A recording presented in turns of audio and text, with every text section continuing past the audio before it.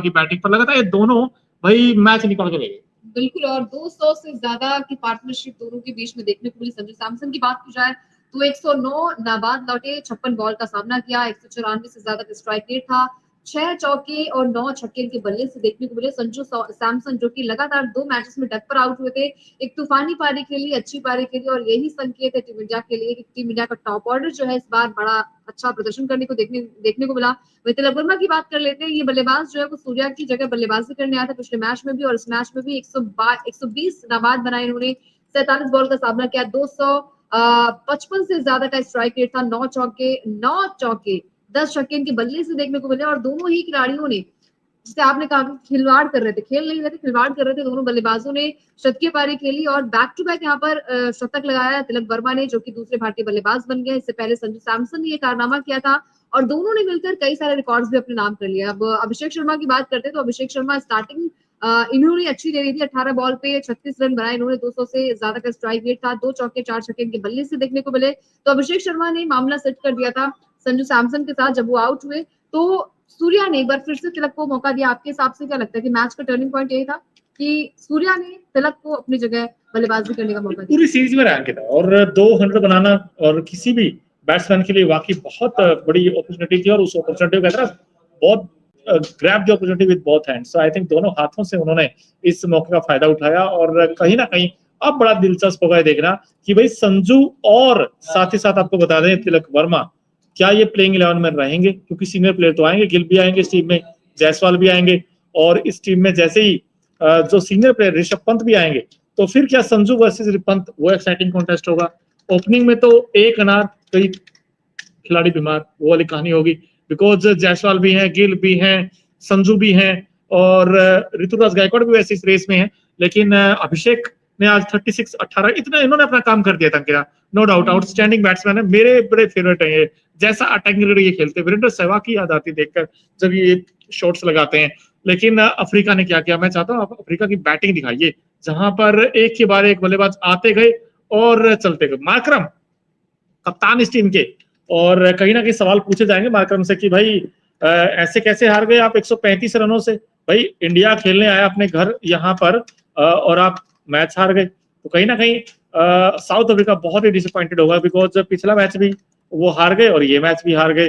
3-1 बड़ी जीत है इंडिया के पॉइंट ऑफ व्यू से देखा जाए, लेकिन इस जीत में भारत के कई हीरो आपको नजर आए होंगे, लेकिन साउथ अफ्रीका बहुत खराब खेला अपने घर पर। अंकिता बिल्कुल बहुत खराब खेला, और बात की जाए यहाँ पर मार्करम की तो 8 रन बनाकर आउट हुए, क्लासन की बात की जाए तो ये भी डक पर आउट हो गए, और जब बात आई यहाँ पर रिजा हेड्रिक्स की तो इनकी बल्लेबाजी आप देखिए, ये भी डक पर आउट हो गए, यानी कि 10 रन पर 4 विकेट गिर गए थे यहाँ पर साउथ अफ्रीका के। इसके अलावा रियान की बात कर लेते तो ये भी 1 रन बनाकर आउट हो गए, तो मतलब 1-0-2 यही बल्लेबाजी जो है वो साउथ अफ्रीका के बल्लेबाजों की तरफ से देखने को मिले। ट्रिस्टन स्टब्स की बात की जाए तो ये थोड़े से संघर्ष करते, जो टीम संघर्ष कर रही थी वहां पर बेड़ा पार करने आए थे, लेकिन इनका भी बल्ला खामोश नजर आया, 43 रन बनाए हालांकि, लेकिन उसके बावजूद भी टीम जो है वो 135 रनों से हार गई है सीरीज। टीम इंडिया ने अपने नाम कर लिया है, लेकिन तारीफ करनी बनती है वरुण चक्रवर्ती की। चक्रवर्ती ने अपने चक्रव्यूह में फंसाया सारे बल्लेबाजों को, साउथ अफ्रीका के बल्लेबाजों को यहाँ पर चक्रव्यूह में फंसाया, और 4 बड़े विकेट चटकाए इन्होंने, माफ कीजिएगा 2 बड़े विकेट इन्होंने चटकाए,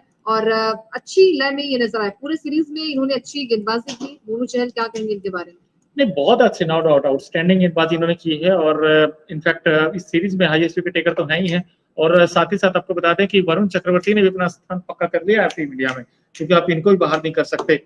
और इसके अलावा अगर देखा जाए वरुण चक्रवर्ती और रवि बिश्नोई ने भी आज शानदार गेंदबाजी की। कहीं ना कहीं बड़ा दिलचस्प था ये देखना कि क्या वो दोनों गेंदबाज किस तरह का परफॉर्मेंस किया है उन्होंने, कमाल किया है उन्होंने कि दोनों ने विकेट चटकाए हैं। आज अगर आप देखें भाई 2 विकेट वरुण चक्रवर्ती को मिले, और एक दूसरे एंड पर प्रेशर बड़ा इंपॉर्टेंट था, वो था रवि बिश्नोई, उन्होंने 1 विकेट निकाला 3 ओवर में 28 रन। सरदार के बारे में क्या? ये सरदार देखिए आउटस्टैंडिंग पिछले मैच में शानदार गेंदबाजी की थी, और असरदार भी है ये, और 3 ओवर में 20 रन और 3 विकेट, और जैसी गेंदबाजी करते भाई कमाल करते। मतलब आज अगर आप देख क्लासन का विकेट, ना वो आगे ना पीछे गए, खड़े खड़े आउट किया उन्होंने। इसका मतलब पता क्या, क्लासन डरे हुए हैं, अपने घर पर खेल रहे हैं तब भी डरे हुए हैं। और देखिए इतने रन आप बना लेते हैं, 283, ये बहुत बड़ा स्कोर है, बहुत बड़ा स्कोर है, खासकर विदेशी सरजमीन पर भारतीय बल्लेबाजों ने जो धोया है वो अफ्रीका फर्स्ट टाइम हुआ है, अफ्रीका फर्स्ट टाइम हुआ है T20 में, सरजमीन पर पहली बार हुआ है ऐसा कि, तो इतना बड़ा टोटल बना है T20 इंटरनेशनल मैच में, बिल्कुल 283 रन यहाँ पर दोनों बल्लेबाजों ने मिलकर 200 से ज्यादा की पार्टनरशिप खेली।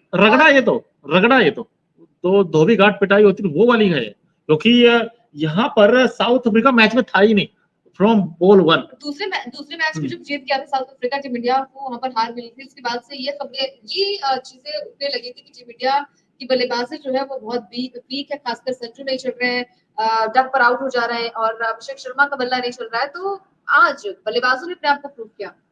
बिल्कुल क्योंकि यार देखिए बल्लेबाजों का रन बड़ा इंपॉर्टेंट है। और आज एक बार फिर से नजर डालते हैं तिलक वर्मा की बल्लेबाजी पर। तिलक वर्मा क्या खूब बल्लेबाजी की, पिछले मैच में नाबाद आए, इस मैच में भी नाबाद आए। तो क्या आपके हिसाब से लगता है कि सूर्य कुमार यादव की जो जगह है वो सूट कर रही तिलक के लिए, लकी साबित हो रहे हैं वहां पर? बहुत जबरदस्त तरीके से, बिकॉज नंबर 3 पर आते हैं और रन बनाते हैं। अगर आप south Africa versus India 4 T20 की बात करेंगे, जो सबसे ज्यादा छक्के लगे इस मैच में 23 लगे, और टॉप 10 टीम्स में अगर देखें तो ऐसा बहुत रेयर होता है। और फर्स्ट इंस्टेंस है कि 2 सेंचुरी इन सेम इनिंग, अगर आप देखें एक ही मैच में 200 आना अंकिता वाकई बहुत बड़ी बात है, वो भी हमने आज देखी।